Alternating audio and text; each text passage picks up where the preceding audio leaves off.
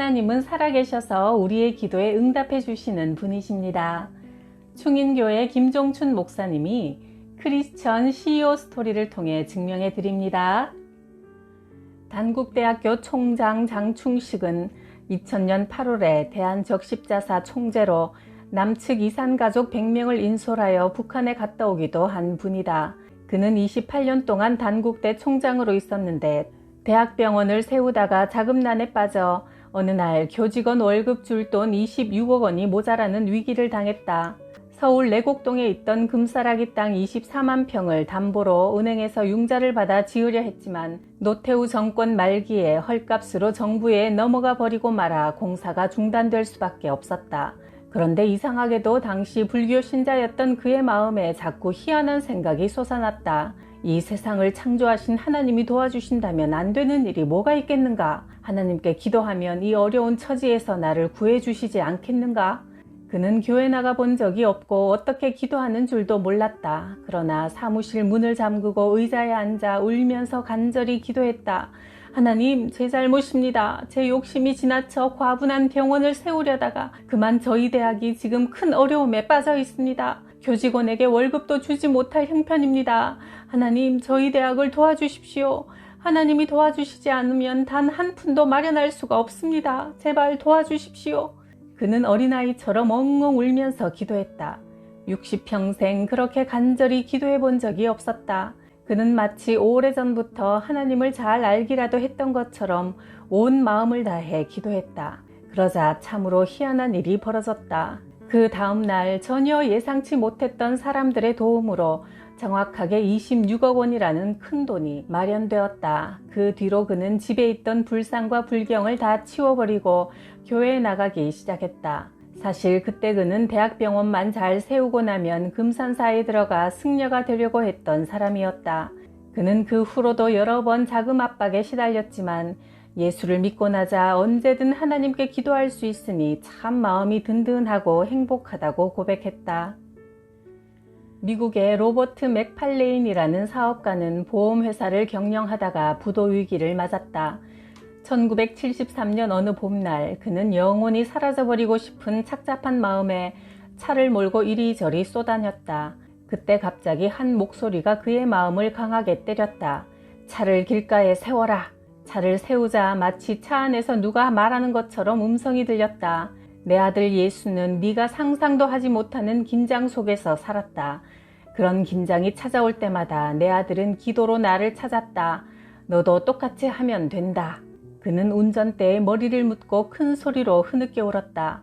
그리고는 다시 차를 몰아 교회로 가서 밤새워 기도했다. 하나님, 아직 해결되지 않은 큰 문제가 20건이 넘습니다. 제 힘으로는 풀 수가 없으니 하나님의 전능한 능력으로 해결해 주십시오.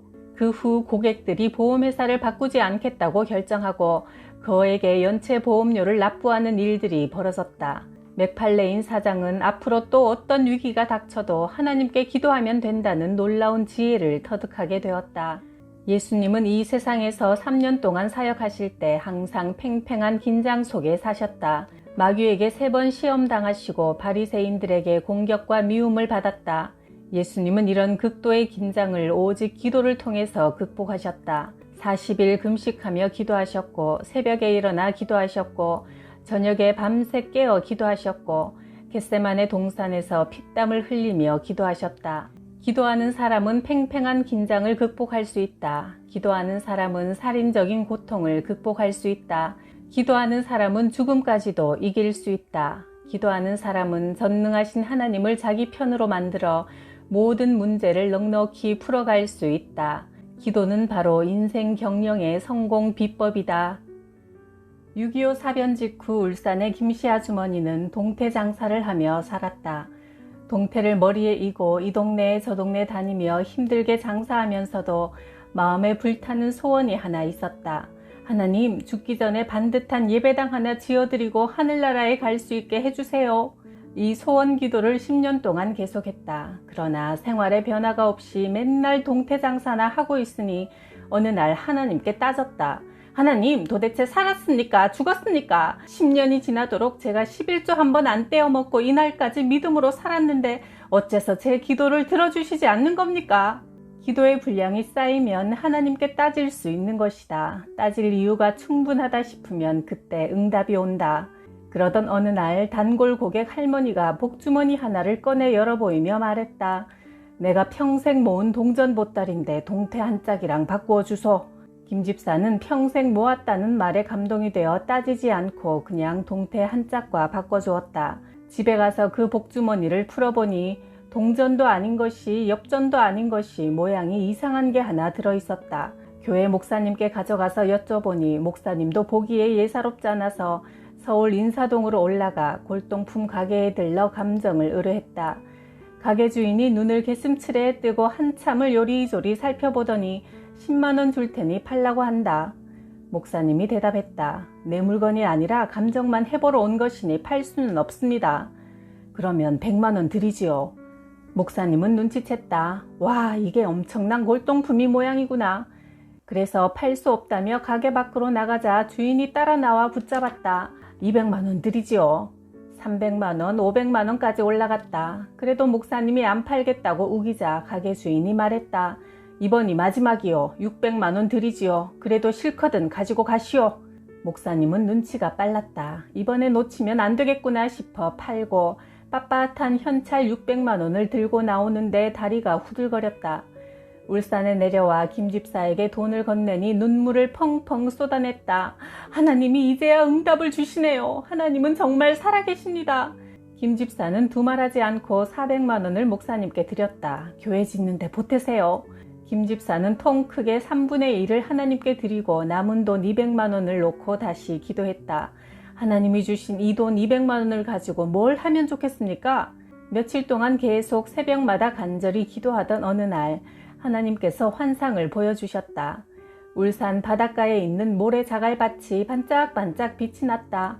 이 자갈밭은 풀 한 폭이 나무 한 그루 자라지 않는 곳이라 거저 주어도 같지 않는 황무지인데 금가루를 뿌려놓은 듯 눈부시게 빛나는 환상이 기도만 하면 보였다.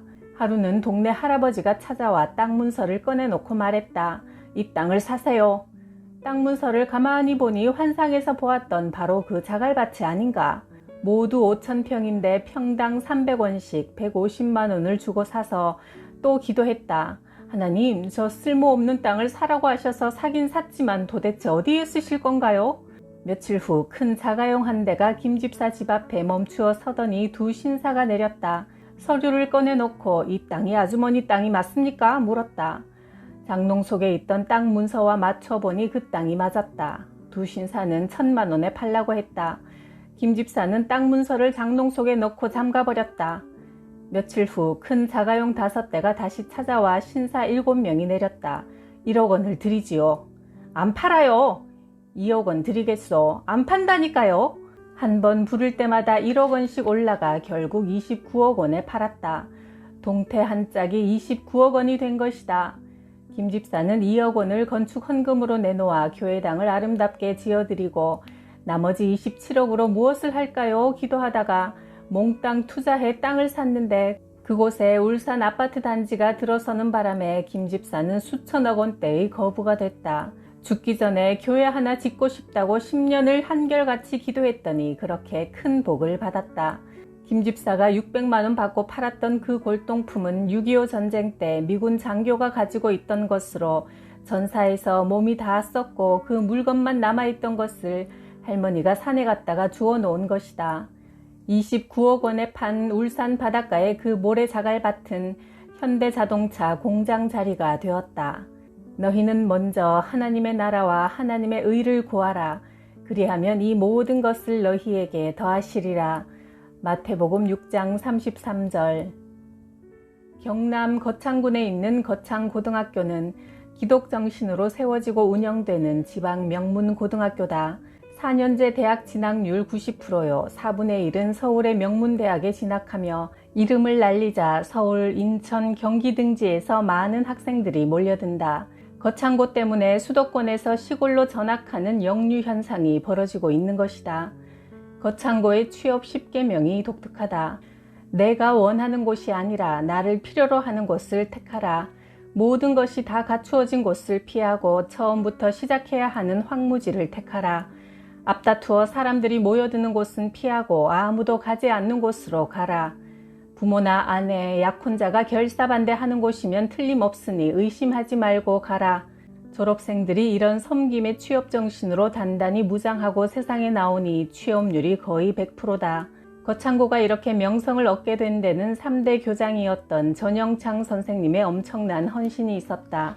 그는 미국 컨콜디아 신학교를 졸업하고 귀국 후 1956년 빚더미에 허덕이던 거창고등학교 교장으로 취임했다.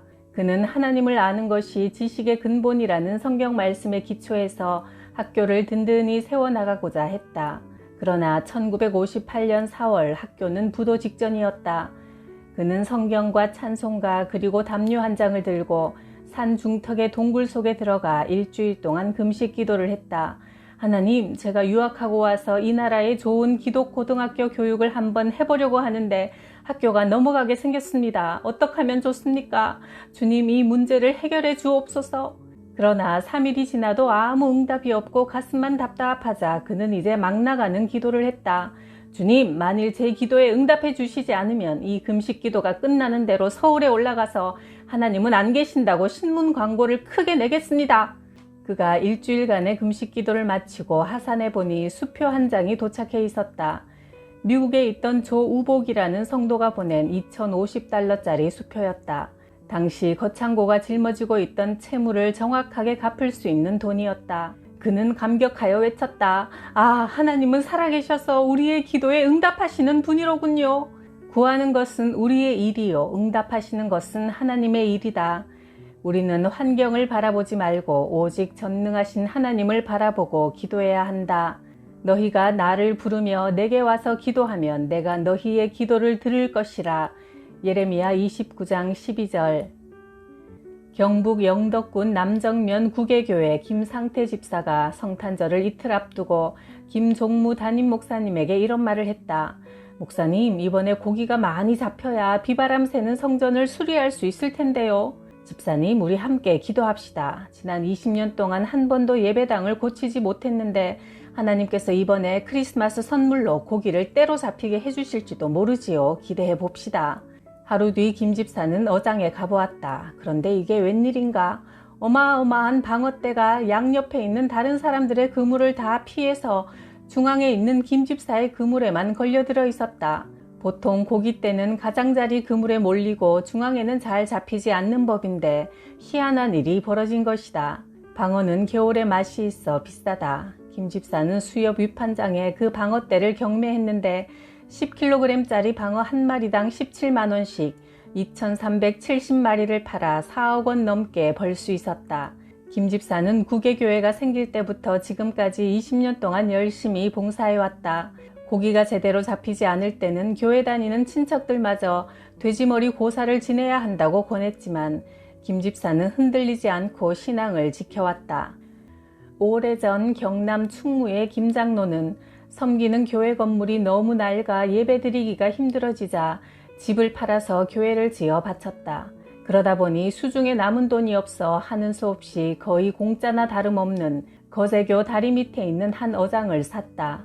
물살이 세기 때문에 고기가 없어 아무도 사지 않는 어장이었다. 그러나 김 장로는 고기잡이 하기 전에 간절히 기도부터 했다.